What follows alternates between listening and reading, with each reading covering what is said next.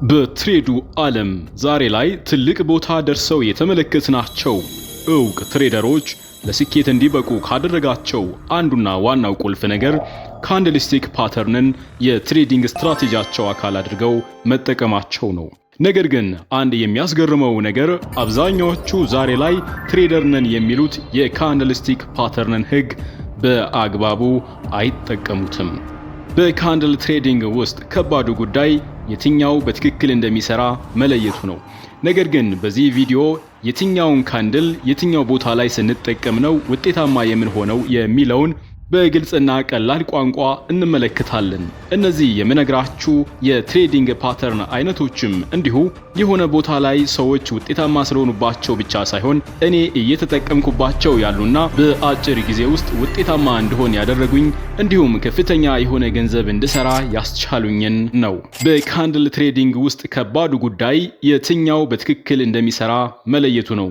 ነገር ግን በዚህ ቪዲዮ የትኛውን ካንድል የትኛው ቦታ ላይ ስንጠቀም ነው ውጤታማ የምንሆነው የሚለውን በግልጽና ቀላል ቋንቋ እንመለከታለን። በዚህ ቪዲዮ ውስጥ ትርፋማ የሆነ ትሬዲንግ ለመስራት የተረጋገጡትን 6ቱን ከፍተኛ የካንድልስቲክ ፓተርኖች እንዲሁም ስለነሱ ማወቅ ያለባችሁን ሁሉንም ነገር እገልጽላችኋለሁ። እነዚህን ፓተርኖች ከፕራይስ አክሽን ጋር በማጣመር የመሳካት እድላቸው ከፍተኛ የሆኑትን ትሬድ ኢንትሬስት እንዴት ማግኘት እንደሚቻል እንመለከታለን። በዚህ ፕሮግራሜ ሌሎች ገንዘብ የሚጠይቁበትን ነፃ መመሪያና ከፍተኛ የመሳካት እድል ያላቸውን ፓተርኖች በአንድ ቪዲዮ ውስጥ ሰብስቤላችኋለሁ። በውስጡ የፓተርኖቹን ትክክለኛ ምሳሌዎች እንዲሁም የትርፋማነት መጠናቸውን ለመጨመር አንዳንድ አጠቃቀማቸውን አሳያችኋለሁ።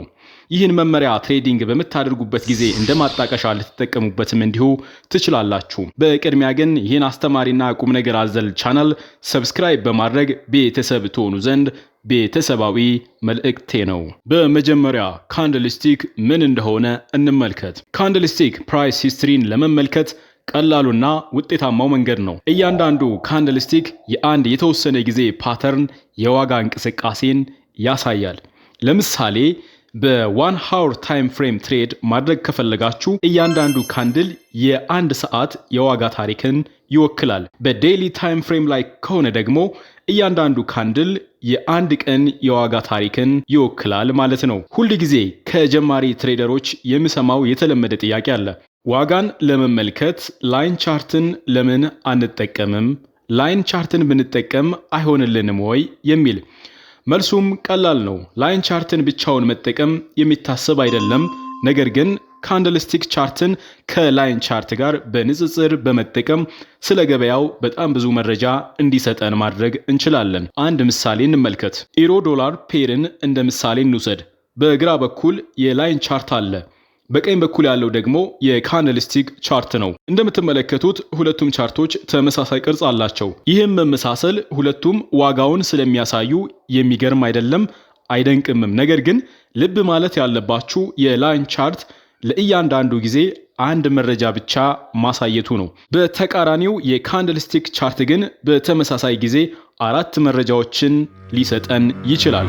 የመጀመሪያው ኦፐን የመክፈቻ ዋጋ፣ በሁለተኛ ደረጃ ሃይ በዚያ ጊዜ ውስጥ የተፈጠረውን ከፍተኛ ዋጋ ይሰጠናል። ከዛም በመቀጠል ሎው በዚያን ጊዜ ውስጥ የተፈጠረውን ዝቅተኛ ዋጋ ይሰጠናል።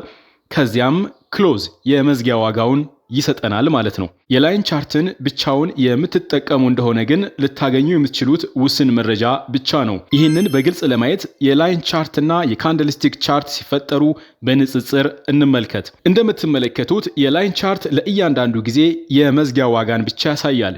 የካንድልስቲክ ቻርት ግን በተመሳሳይ ጊዜ ስለ ዋጋ ቅነሳም ሆነ ጭማሪ ተጨማሪ መረጃዎችን ይሰጣችኋል። ታዲያ እነዚህ ተጨማሪ ዝርዝሮች በጣም አስፈላጊ የሚያደርጋቸው ምንድን ነው?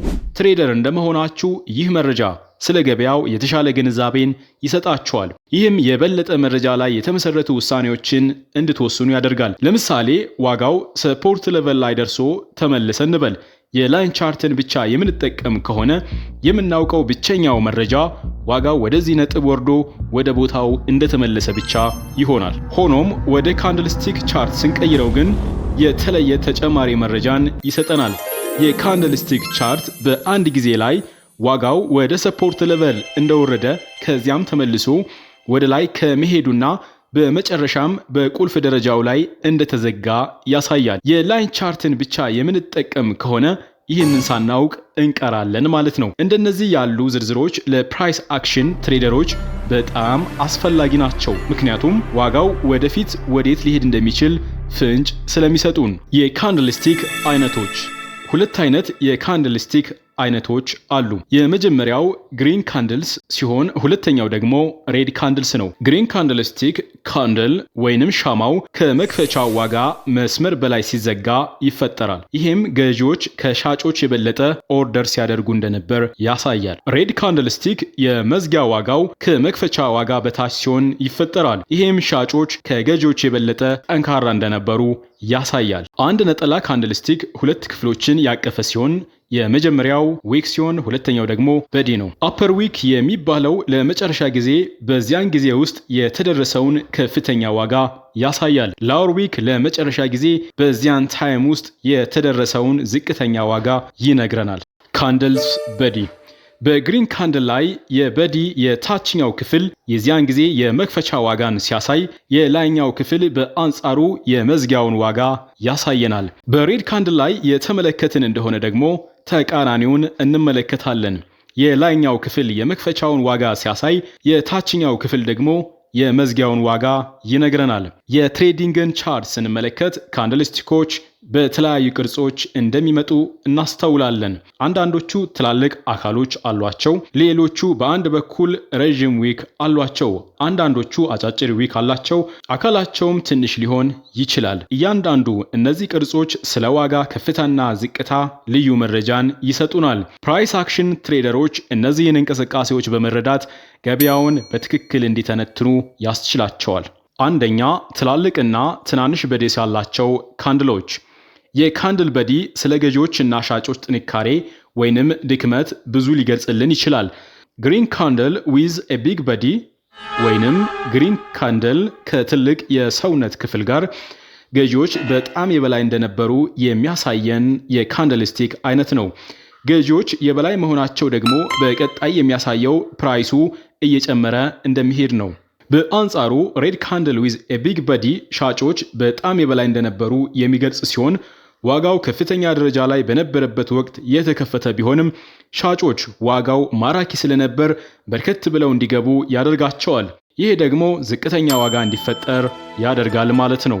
ግሪን ካንድል ዊዝ ኤ ስሞል በዲ ወይንም ግሪን ካንድል ከትንሽ አረንጓዴ የሻማ አካል ጋር ማለት ነው። ገዢዎች ጠንካራ እንቅስቃሴ ውስጥ እንደነበሩ ቢያሳይም ከሻጮች በመጣው ጠንካራ ተቃውሞ እንደገጠማቸው ያሳያል።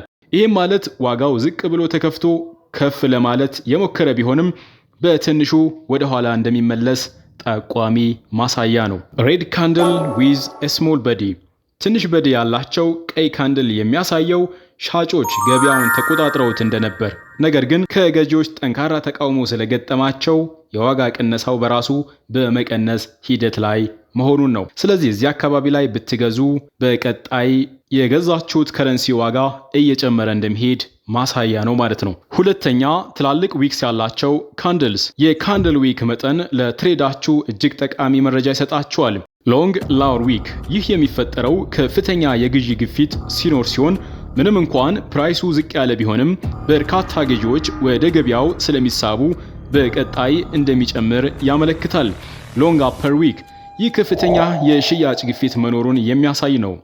ዋጋው ከፍ ብሎ የተነሳ ቢሆንም ገዢዎች ግን ከዚህ ፕራይስ በላይ ለመግዛት ፈቃደኞች አይሆኑም። ስለዚህ ብዙውን ጊዜ እዚህ አካባቢ እንደደረሰ መሸጥ አዋጭ ነው ማለት ነው። ሶስተኛ፣ ትናንሽ በዲና እኩል ዊክስ ያላቸው ካንድሎች። አንድ ካንድል ትንሽ በዲና እኩል ዊክስ ካለው ገዢዎችም ሆኑ ሻጮች ማናቸውም የበላይነትን እንዳልወሰዱ ያመለክታል። ሁለቱም አካላት ዋጋውን ከፍና ዝቅ ያደረጉት ቢሆንም እዚህ ጋር አንዳቸውም ግን የበላይነትን አልወሰዱም። ስለዚህ የዚህ አይነት የካንድልስቲክ ፓተርን ላይ መግዛትም ሆነ መሸጥ የለባችሁም ማለት ነው።